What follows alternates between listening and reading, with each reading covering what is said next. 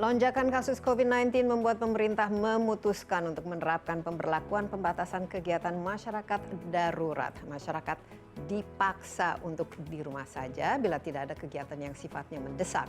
Pemerintah juga semakin gencar mengkampanyekan protokol kesehatan. Pandemi COVID-19 yang sudah lebih dari 1 tahun ini tentu membuat kita semua semakin resah, semakin cemas, gundah, dan juga bahkan bosan. Nah, lalu bagaimana cara menjaga kesehatan jiwa kita dan tetap patuh pada protokol kesehatan? Insight akan membahasnya bersama saya, Desi Anwar.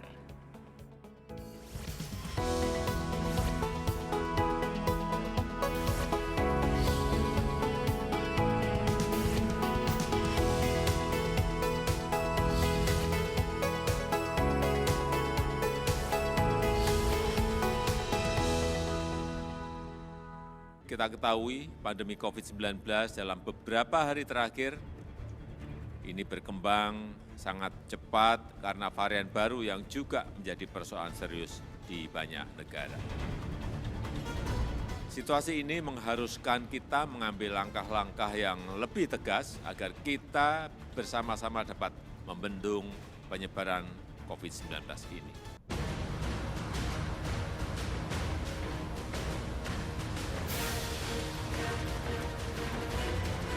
Perpanjangan pemberlakuan pembatasan kegiatan masyarakat nyatanya tak menurunkan angka positif COVID-19 secara signifikan. Berbagai pelanggaran akan protokol kesehatan masih marak terjadi. Aturan pembatasan kegiatan masyarakat dibuat untuk mencegah penyebaran virus corona COVID-19 yang saat ini tengah menjadi pandemi di seluruh dunia. Aturan-aturan baru seperti memakai masker dan berkendara dengan penumpang terbatas merupakan upaya untuk menekan laju penularan penyakit. Aturan ini sama seperti konsep terapi perilaku di ilmu psikiatri. Dalam ilmu psikiatri, ketika terapi perilaku dilakukan dengan baik oleh pasien, maka akhirnya akan tercipta perilaku baru yang lebih adaptif dengan kondisi pasien. Hal ini akan membuat kualitas hidup pasien sendiri akan meningkat.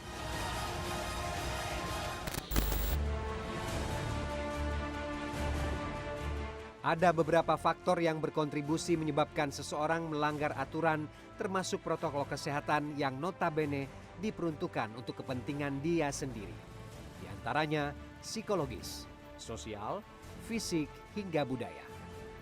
Perilaku patuh terhadap protokol kesehatan akan terjadi ketika seseorang mempunyai persepsi bahwa COVID-19 adalah suatu ancaman yang membahayakan diri, sehingga cara yang tepat untuk mencegah diri terinfeksi adalah melakukan protokol kesehatan yang benar.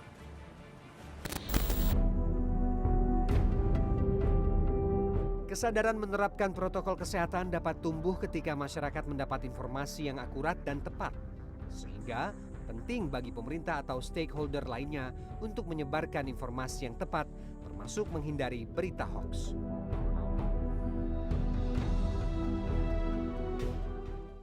Ya, salah satu cara untuk menghadapi pandemi COVID-19 adalah tentu saja dengan memulai dari diri sendiri, menolong diri sendiri.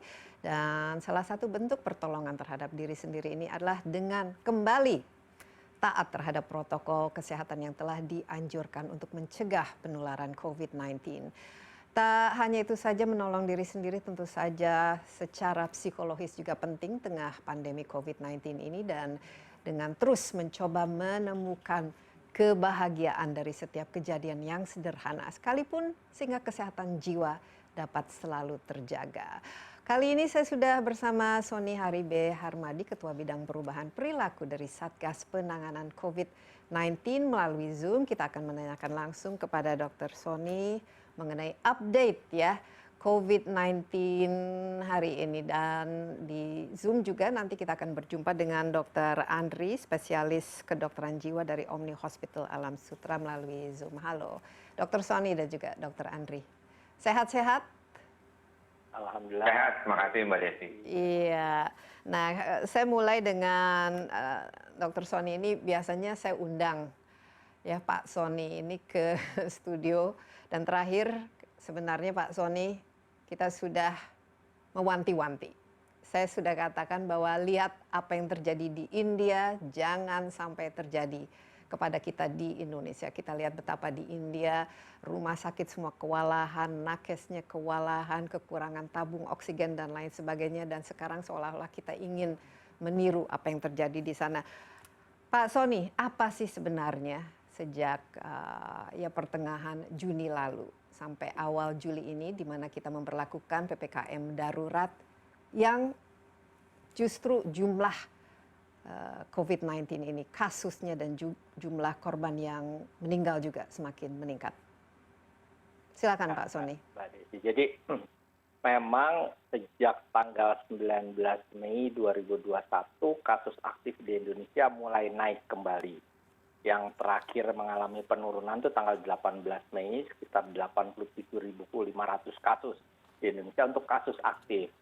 Tetapi mulai tanggal 19 Mei sampai dengan tanggal 5 Juli lalu, kasus aktif naik terus, bahkan tanggal 5 Juli itu hampir 310.000 kasus aktif. Jauh lebih tinggi daripada kondisi kasus aktif puncak pada tanggal 5 Februari 2021, di mana angkanya saat itu sekitar 176.000. Lalu sekarang ini ada sekitar 60 kabupaten kota di Indonesia yang masuk zona risiko tinggi, di mana memiliki angka kasus yang tinggi. Pemberlakuan PPKM darurat tentu didasarkan pada fakta epidemiologis yang ada, pada fakta kondisi kasus dan juga keterpakaian tempat tidur yang ada di rumah sakit. Oleh karenanya, pemerintah mengambil langkah cepat agar betul-betul bisa mengendalikan sehingga layanan kesehatan kita tidak mengalami kebanjiran pasien secara masif. Dan layanan kesehatan bisa menangani pasien yang sudah ada. Tapi memang kasus ini kan masih terus melonjak, dengan bahkan angka kasus hariannya kemarin mencapai rekor tertinggi di angka 29.000 lebih. Itu akibat efek dari sebelumnya. Jadi memang ada masa inkubasi di mana kita akan melihat kasus ini masih terus naik.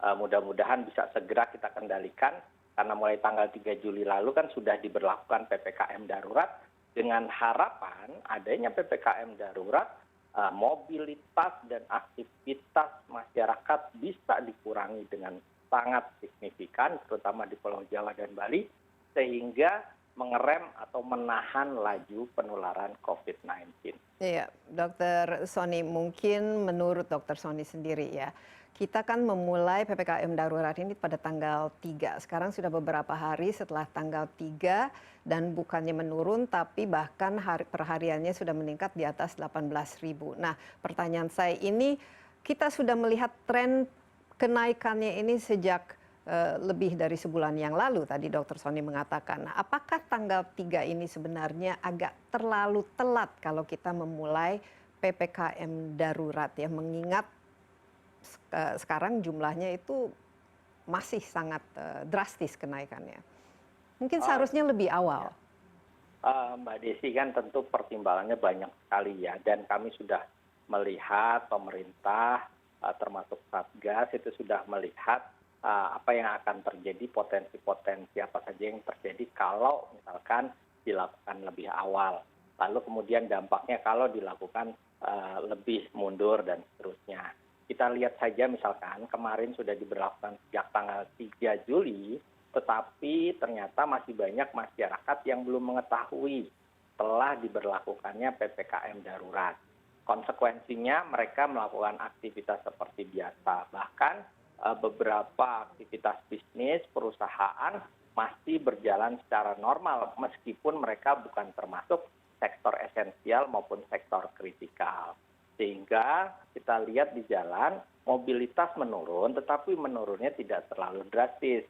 Sehingga kita masih berharap bahwa ke depan ini dampak dari PPKM darurat itu betul-betul bisa mengurangi mobilitas penduduk secara signifikan. Karena bagaimanapun juga mobilitas penduduk menjadi salah satu pemicu trigger dari penyebaran atau penularan COVID-19 secara masif. Nah, makanya kami berupaya untuk melakukan sosialisasi juga. Dari tanggal 3 dan 4 kita mengevaluasi bahwa ternyata masih ada sektor non-esensial yang beroperasi. bahwa ternyata masih ada masyarakat yang misalkan melakukan aktivitas di luar rumah tanpa menggunakan masker. Masih ada pedagang kaki lima misalkan yang berjualan makanan tetapi bisa makan di tempat, tidak take away dan seterusnya. Masih ada pasar yang beroperasi tetapi tidak dengan protokol kesehatan. Masih ada kerumunan di beberapa titik di wilayah-wilayah PPKM darurat ini. Jadi evaluasi tadi menunjukkan bahwa belum semua masyarakat juga ternyata tersosialisasi. Sehingga kami terus melakukan. Yang paling penting sekarang adalah dukungan dari semua pihak. Karena bagaimanapun juga kebijakan, seketat apapun kebijakan kalau tidak didukung atau tidak dilaksanakan oleh seluruh lapisan masyarakat, tidak akan optimal apa yang menjadi tujuan dari kebijakan tersebut. Ya, baik, kita break sebentar Pak Sony, tapi tetaplah bersama kami. Kami akan segera kembali bersama Insight with Desi Anwar.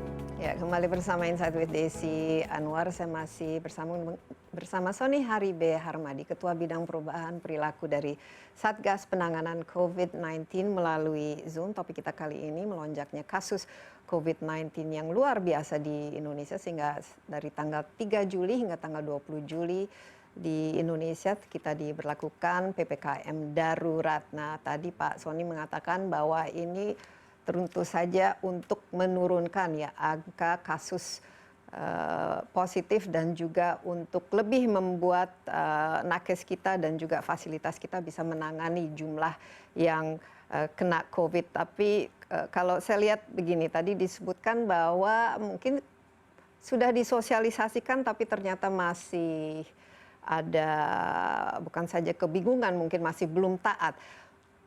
Apakah ada evaluasi Pak Sony terhadap cara komunikasi yang disampaikan ke masyarakat? Contohnya misalnya PPKM darurat diberlakukan, jalan-jalan ditutup, yang ada adalah terjadi kemacetan di jalan-jalan alternatif dan lain sebagainya. Pertama, apakah memang kebijakan ini sudah tepat diambil, ya?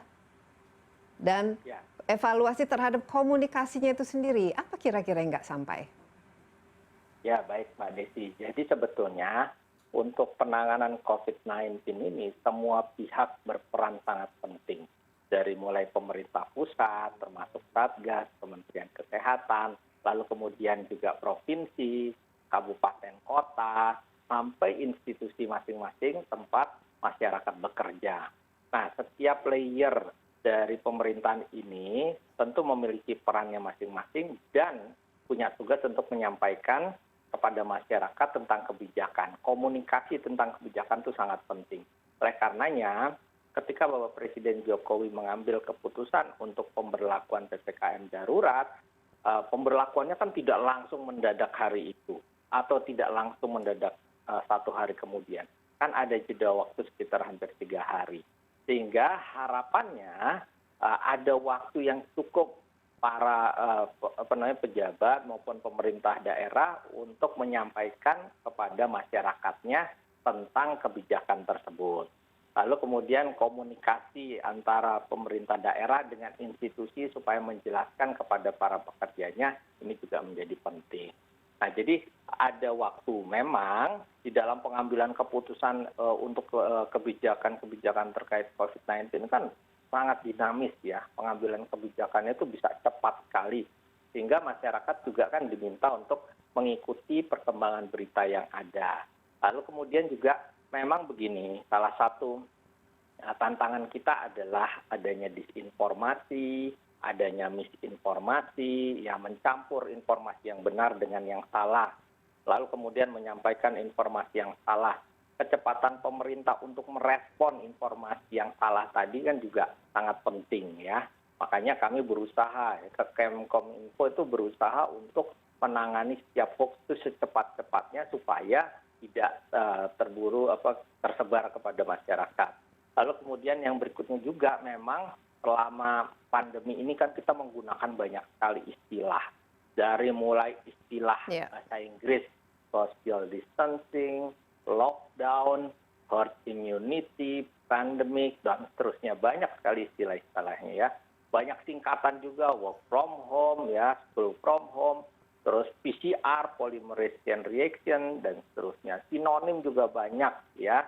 Lalu kemudian akronim, webinar, COVID-19 sendiri, SARS-CoV-2, itu kan banyak sekali. Sehingga memang kadang-kadang terjadi kebingungan di masyarakat. Oleh karenanya kami itu selalu mengkomunikasikan dengan bahasa yang sederhana dan menggunakan kearifan-kearifan lokal. Dalam beberapa kali kami melakukan edukasi, misalkan menggandeng tokoh-tokoh Madura, Bangkalan, untuk menyampaikan edukasi kepada masyarakat itu menggunakan cara-cara lokal. Jadi itu ternyata sangat efektif. Ya, kami membuat namanya misalkan rumah sehat, kelompok sehat, tempat isolasi mandiri di desa yang kemudian didukung oleh masyarakat desa itu sendiri bagi mereka yang punya gejala atau kemudian suspek dari kasus COVID-19 ini.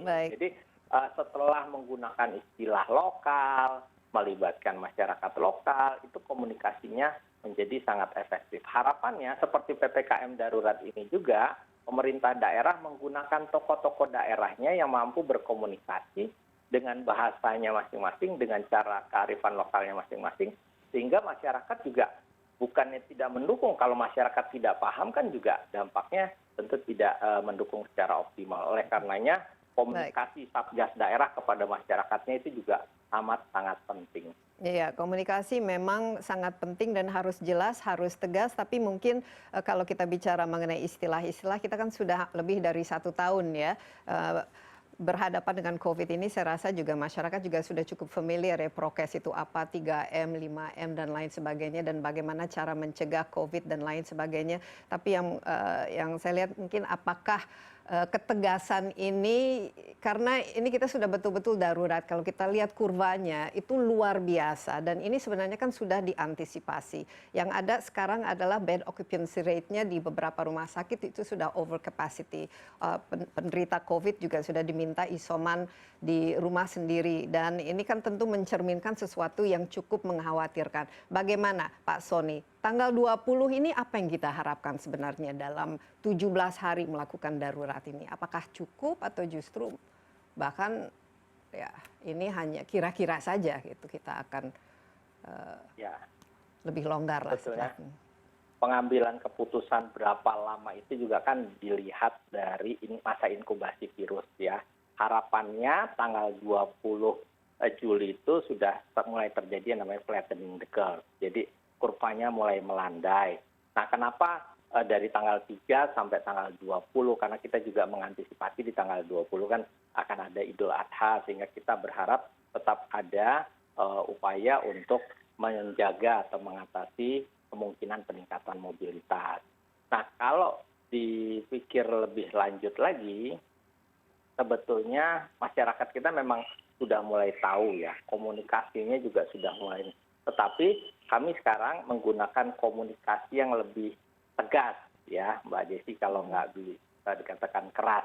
Makanya pesan-pesan yang terakhir kami sampaikan, misalkan pakai masker harga mati, tidak pakai masker bisa mati. Kami juga menyampaikan video-video yang menunjukkan komunikasi risiko. Jadi adanya risiko bagi masyarakat jika mereka tidak mematuhi protokol kesehatan. Kami membuat berbagai tagline, kami membuat video, karikatur, komik ya, dan seterusnya, pesan-pesan. Bahkan kami juga membuat wayang kulit, wayang golek, itu dalam konteks pesan-pesan lokal, tetapi yang lebih tegas kepada masyarakat, membangun sense of urgency. Jadi bagaimana kita itu punya rasa, punya punya empati ya terhadap kondisi yang ada, sehingga masyarakat tergugah untuk satu betul sangat membatasi mobilitas, dan yang kedua, kalau seandainya memang harus terpaksa melakukan mobilitas, maka dengan protokol kesehatan yang jauh lebih ketat. Makanya kami juga memperkenalkan yang namanya double masking, bagaimana masyarakat bisa memproteksi dirinya dengan lebih maksimal, teknik-teknik yang digunakan melihat dari potensi risiko penularan yang ada. Kami juga menjelaskan tentang positivity rate misalkan, bahwa positivity rate itu seperti ramalan cuaca. Ya, ketika positivity rate kita sedang tinggi, maka masyarakat tentunya harusnya bisa membaca bahwa sedang ada risiko yang sangat besar di luar sana jika keluar rumah. Sekarang kan positivity rate ini masih tinggi ya. Dalam seminggu terakhir seingat kami sekitar 20%. Artinya masyarakat kalau pergi keluar rumah bertemu dengan 10 orang, 2 orang diantaranya ya punya probabilitas besar atau kemungkinan dapat diduga sebagai mereka yang memiliki COVID-19. Jadi komunikasi seperti ini kami jelaskan pada masyarakat ditambah dengan satu hal ya, penegakan disiplin protokol kesehatan. Makanya dibantu dengan TNI dan Polri, kita melakukan penebalan pasukan untuk pendisiplinan di lapangan. Juga kita juga melakukan kampanye masif, kita bersama-sama juga melakukan penggerakan di lapangan, Mbak Desi.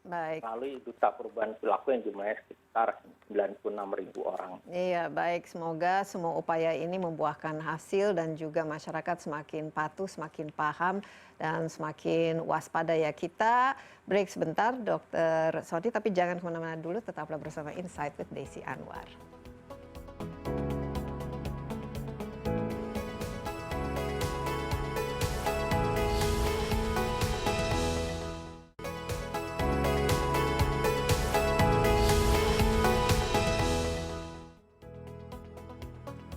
Kembali bersama Insight with Desi Anwar lewat Zoom. Saya ditemani Sony Haribe Harmadi, Ketua Bidang Perubahan Perilaku dari Satgas Penanganan COVID-19.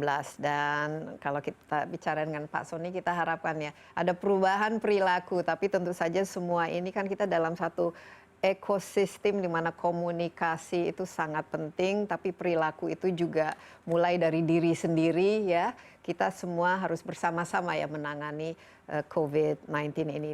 Kita harapkan pada tanggal 20 ya, kenapa PPKM darurat ini akan diteruskan sampai tanggal 20 Juli, yang terjadi adalah semacam leveling off atau paling tidak kasusnya tidak melonjak terus. Tapi Pak Sony, kalau misalnya tanggal 20, karena sampai saat ini saja kasusnya dari hari ke hari itu record breaking ya, jumlah positivity rate-nya dan juga jumlah mortality-nya.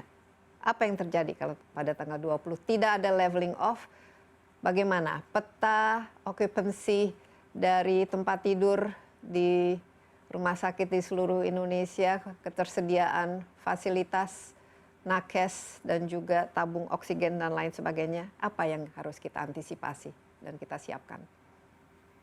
Ya Mbak Desi, yang sebetulnya paling penting begini. Pemerintah Kemenkes menargetkan untuk meningkatkan kapasitas testing dan tracing hingga 4 kali lipat ya, dengan target itu sekitar 400.000 testing per hari dari yang sebelumnya sekitar 100.000. Jadi ini peningkatan yang cukup drastis. Jangan terlalu terpaku pada jumlah kasus harian, karena jumlah kasus harian dengan adanya testing yang lebih tinggi tentu kasus harian juga sangat mungkin untuk naik. Tapi yang juga menjadi concern kita adalah harusnya dengan peningkatan kapasitas testing dan tracing, maka tingkat positivity kita atau positivity rate kita turun. Nah, cuma sayangnya memang dalam 1 minggu terakhir nih justru naik dari sekitar di angka 11-12%, naik menjadi sekitar 20%. Nah, ini artinya penularan masih terjadi di masyarakat. Oleh karenanya, untuk mengendalikan supaya tidak terjadi penularan, prasyarat awalnya adalah mengendalikan mobilitas. Nah, pengendalian mobilitas ini bisa berhasil kalau didukung oleh institusi-institusi. Bagaimanapun juga orang yang melakukan mobilitas itu umumnya untuk bekerja.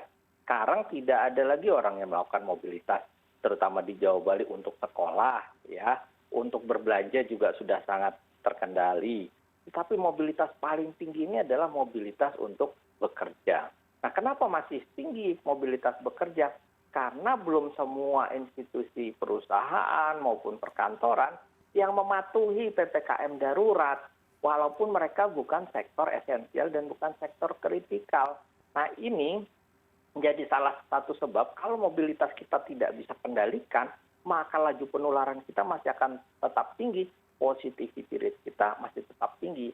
Saat ini itu ada sekitar 11 provinsi di Indonesia dengan bed occupancy rate di atas 70%. Ada 9 provinsi dengan bor di atas 50-70%. Jadi hanya 14 provinsi dengan bor di bawah 50%, artinya perlakuannya normal.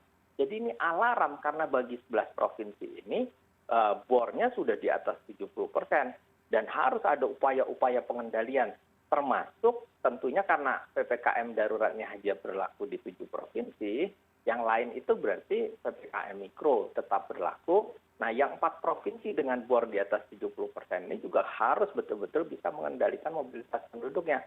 Kita berharap ya dengan 4 hal.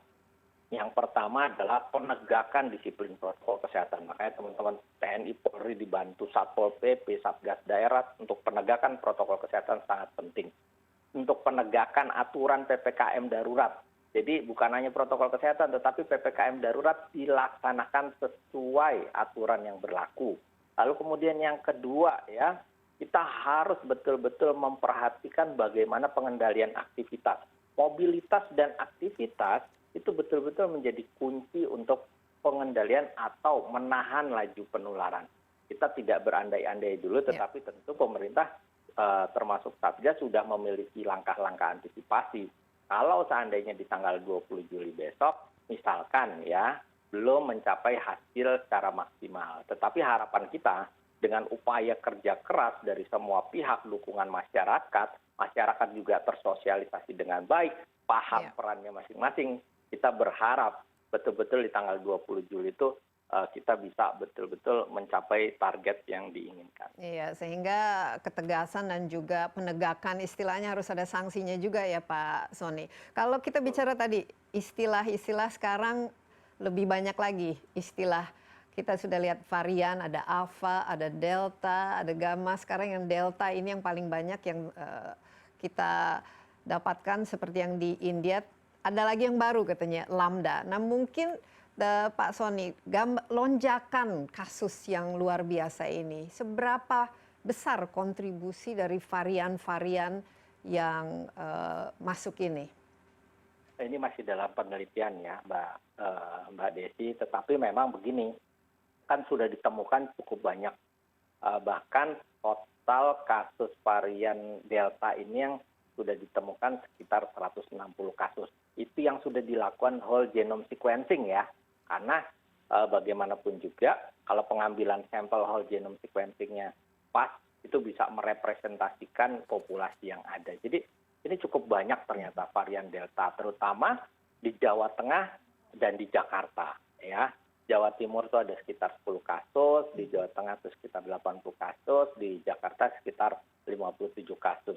Dan memang para ahli menjelaskan bahwa varian Delta ini sekitar 50-60% lebih menular dari varian Alpha B117 yang berasal dari Inggris.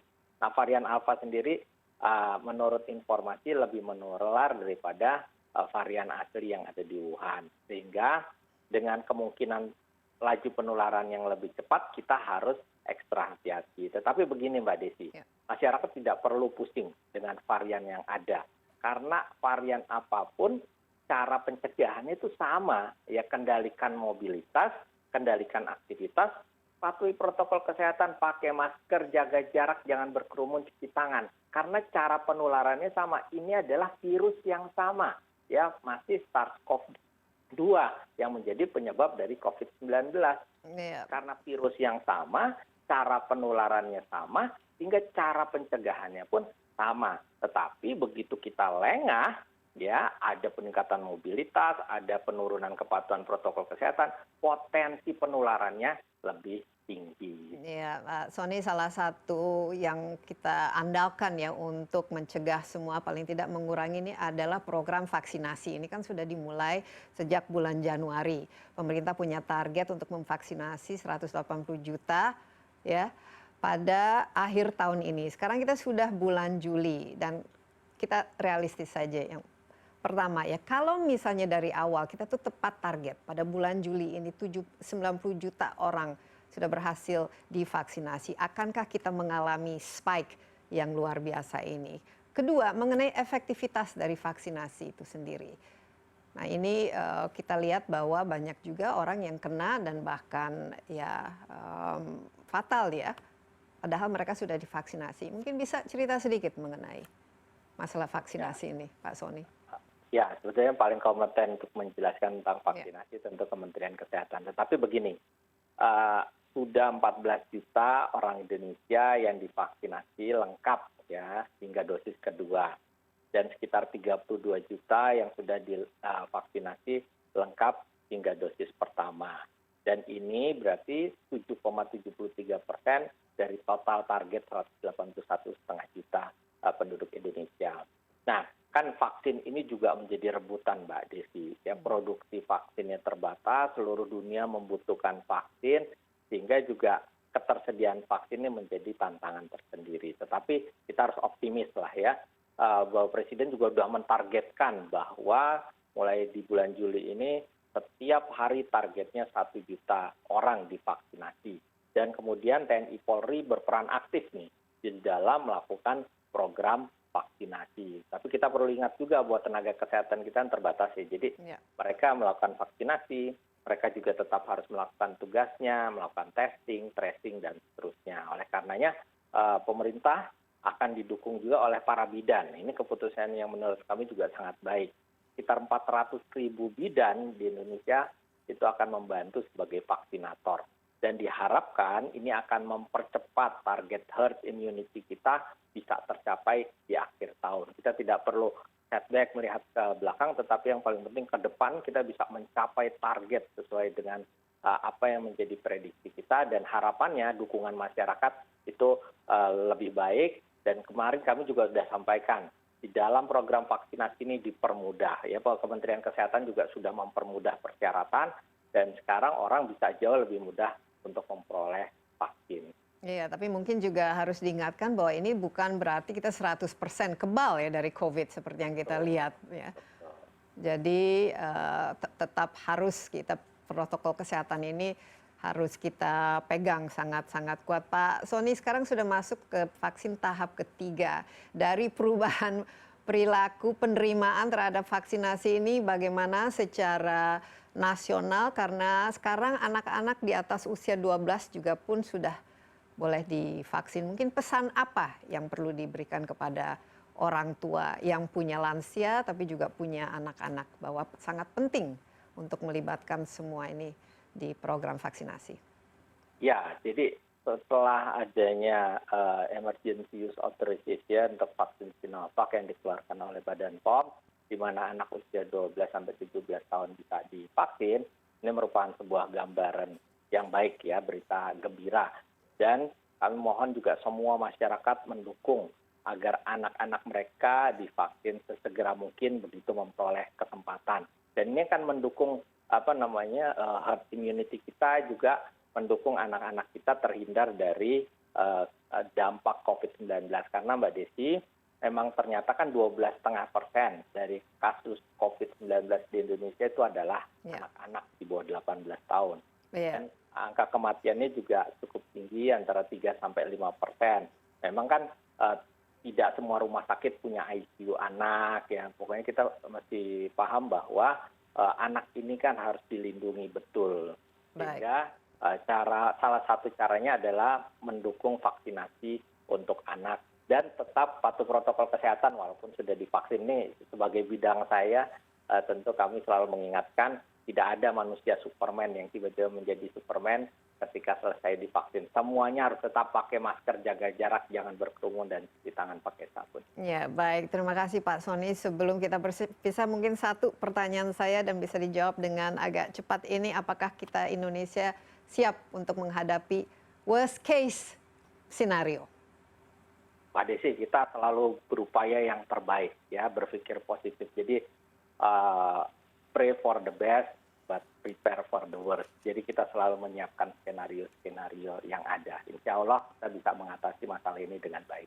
Iya, terima kasih banyak Pak Sony. Berpikir positif ini mungkin salah satu yang harus ya kita lakukan dalam suasana COVID ini. Terima kasih Pak Sony atas waktunya. Sehat selalu ya. Terima kasih Mbak Desi. Iya, Terima dan kasih sama-sama. setelah ini kita akan berjumpa dengan narasumber yang satunya lagi. Siapa dia? Tetaplah bersama Insight with Desi Anwar.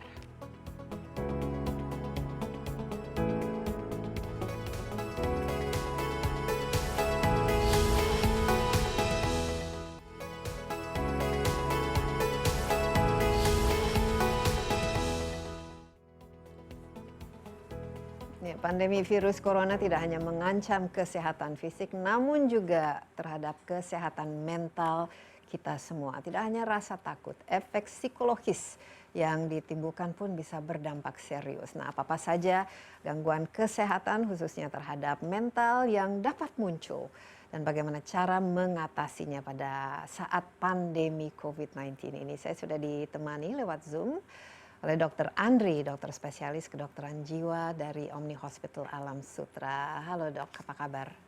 Halo Mbak Desi, Iya. sehat selalu mudah-mudahan. Iya, sama Dr. Andri, sehat selalu. Kesehatan sekarang luar biasa pentingnya, bukan saja tentu saja kesehatan fisik, karena kita harus kuat ya untuk melawan COVID ini, tapi kita juga harus memiliki sistem imun yang mendukung supaya kita sehat secara fisik, mental, dan semuanya lah. Dokter Andri, kita sudah bersama COVID-19 ini lebih dari 1 tahun. Apa yang Dokter Andri lihat dampak ya, tentu saja bukan saja terhadap kesehatan, tapi terhadap mental kita, terhadap kejiwaan yang kelihatan selama lebih dari 1 tahun ini?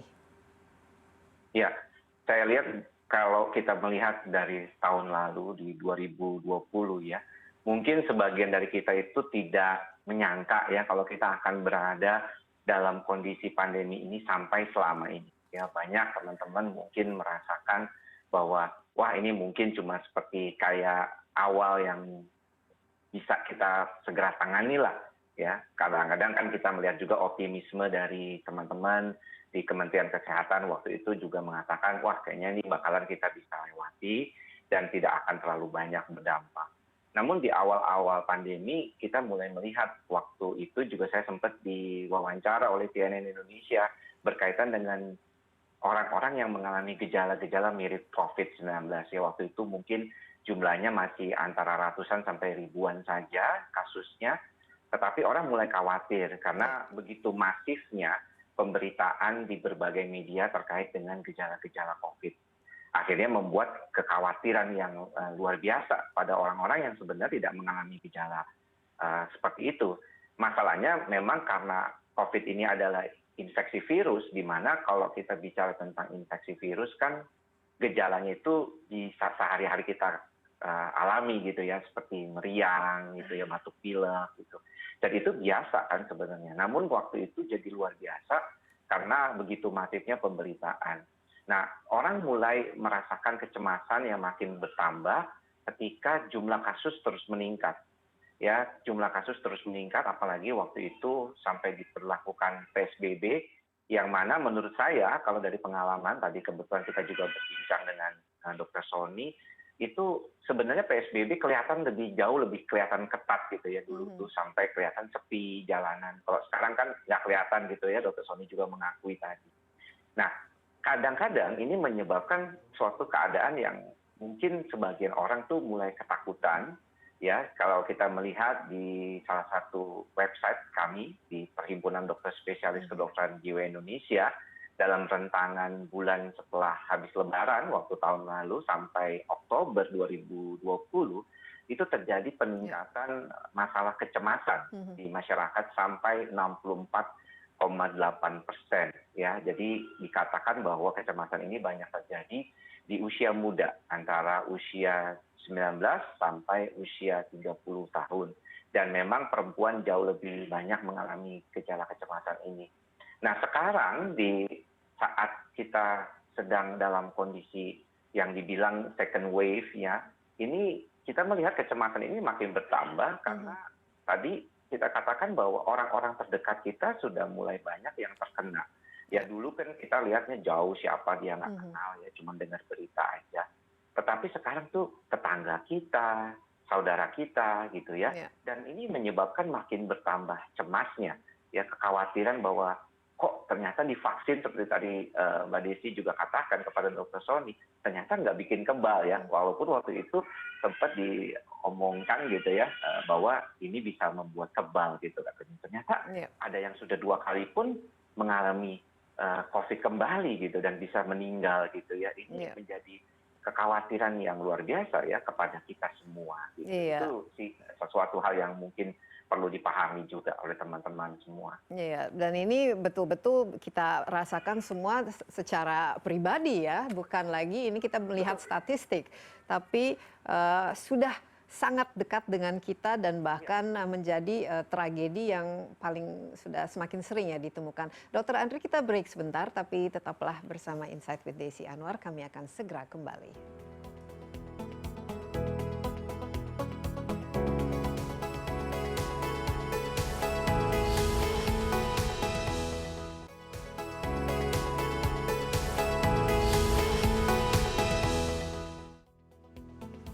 Ya, masih bersama Insight with Desi Anwar. Kita membahas mengenai bagaimana menjaga kesehatan mental ya saat pandemi COVID-19 ini. Saya ditemani lewat Zoom oleh Dr. Andri, dokter spesialis kedokteran jiwa dari Omni Hospital Alam Sutra.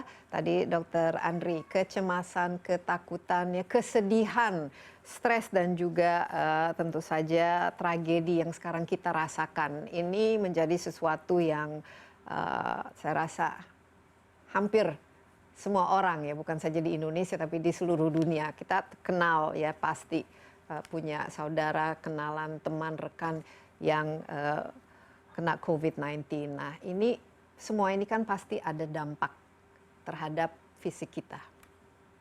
Apa-apa saja kalau kita terus-terusan merasa stres, sedih, takut ini, apa yang terjadi pada tubuh kita dan juga gejala-gejalanya seperti apa yang harus kita waspadai?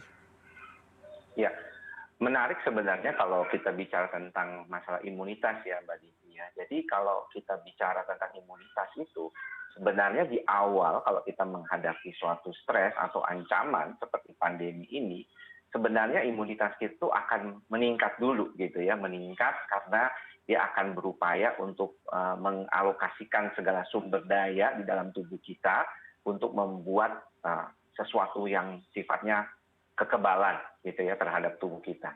Namun yang menjadi problem adalah karena pandemi ini berkepanjangan. Ya, jadi stres itu kemudian jadinya sangat berlebihan, meningkatkan kortisol di dalam tubuh kita sebagai hormon stres yang akan membuat masalah peradangan juga di tubuh kita. Dan kita tahu kalau kita perhatikan teman-teman kita yang mengalami COVID-19 ini juga banyak dikaitkan dengan kondisi peradangan di tubuhnya yang sudah pernah dia miliki. Misalnya adanya obesitas, ya adanya penyakit diabetes mellitus gitu. Jadi jangan sampai kita menambah kemungkinan kita mengalami suatu kondisi COVID-19 karena kita sendiri dalam tubuh yang imunitasnya menurun. Nah, untuk itulah diperlukan cara-cara mengatasi kondisi ini. Salah satunya sebenarnya yang tidak pernah lupa kita sarankan adalah membatasi informasi. Ya, walaupun mungkin kita juga perlu terhadap informasi terkait dengan update di bidang COVID-19 ini, tetapi upayakan jangan terlalu berlebihan. Mungkin paling banyak 1 jam lah. Karena selama ini kan kita tadi juga Dr. Sony mengatakan terjadi banyak disinformasi juga ya. Jadi informasinya belum tentu yang kita dapatkan misalnya di WhatsApp group ya. Itu seringkali itu tidak selalu benar gitu ya, malah akan menimbulkan kekhawatiran-kekhawatiran karena begitu mudahnya disebarkan ya sampai di forward berkali-kali, malah menimbulkan rasa cemas kita sendiri. Awal pertamanya seperti itu. Nah, yang kedua, kita selalu berbicara tentang proteksi dari luar. Ya, kita selalu bicara tentang pemakaian masker, jaga jarak, tapi kita lupa untuk menjaga diri kita sendiri dengan imunitas yang baik. Ya, bagaimana kita bisa tidur yang cukup, istirahat yang baik, kemudian juga makanan dan minuman yang bergizi, tidak berlebihan, tetapi cukup seimbang gizinya menurut takaran yang baik gitu ya. Jadi hal-hal seperti ini yang mungkin perlu kita perhatikan. Dan salah satu lagi adalah saya selalu mengatakan ya, kalau kita berbicara tentang kondisi seperti ini, mesti kita harus belajar untuk lebih ikhlas dan sabar ya, serta sadar bahwa semoga ini kita bisa segera lalui. Ya, pada dasarnya suatu krisis pastinya akan berlalu, tetapi bagaimana kita melaluinya dengan baik, inilah yang menjadi salah satu ketahanan mental kita bersama. Iya. Jadi kalau misalnya tadi berkaitan dengan PSBB ataupun PPKM seperti ini, sebenarnya salah satu yang ingin saya sampaikan kepada pemerintah juga adalah bagaimana pemerintah bisa menjamin kecukupan dari masyarakat ya. Karena satisfaction atau kepuasan itu bisa terkait dengan bagaimana dia mencukupi kebutuhan dasarnya dulu. Iya. Makanya kalau misalnya pas PKM-nya itu berhasil, itu kalau misalnya kebutuhan dasarnya masyarakat itu juga dicukupi. Kalau tidak, maka masyarakat akan pasti mau diubah perilakunya seperti apapun, mereka akan cuek karena bagi mereka yang paling penting tuh makan sehari-hari gitu. Itu yang mungkin terjadi di bawah ya kalau kita lihat masyarakat. Iya, mungkin lebih stres karena kehilangan pekerjaan atau takut kehilangan mata pencarian ya. Nah, Dokter Andri, kita lihat di sini kan pada saat sekarang ada work from home, berarti ya meeting semua lewat jarak jauh ya, pendidikan jarak jauh bagi anak-anak. Nah, saya lihat ini khusus untuk anak-anak ya, Dokter Andri, karena ini bagi anak-anak kecil, apalagi balita, 1 tahun ini kan luar biasa panjangnya. Kira-kira ke depan ya, ini kalau terus-menerus seperti ini, mereka tidak bisa bermain, tidak bisa berinteraksi, dan lain sebagainya, apa kira-kira harus kita waspadai dan kita siapkan agar mereka tidak jadi generasi COVID lah? Ya. Kemarin waktu Bapak Nadiem mengatakan bahwa kita akan memulai sekolah di Juli ini, sebenarnya saya termasuk salah satu yang mendukung ya, karena bagaimanapun saya di rumah sendiri punya anak yang usianya sekolah kelas 1 dan kelas 3, kelas 4 SD waktu itu. Nah, kalau kita melihat memang kebutuhan akademik itu nggak selalu berkaitan dengan pembelajaran ya. Mungkin lewat daring bisa seolah-olah, tetapi komunikasi dengan orang lain, interaksi, bermain, karena salah satu yang paling penting ini adalah bermain dan interaksi sosial sebenarnya di dalam masa pertumbuhan mereka. Namun saya menyadari bahwa bagaimanapun seperti tadi Dr. Sony bilang, kita perlu menjamin keselamatan karena hak hidup anak itu adalah yang utama. Ya, hak pendidikan itu bisa nomor 2, tapi hak hidup adalah nomor 1. Nah, kita berharap bahwa nantinya ketika pandemi ini sudah selesai, kita bisa membuat anak kita tuh mengejar ketertinggalan. Karena sebenarnya Mbak Desi, anak itu masih punya kemampuan untuk mengejar ketertinggalan itu.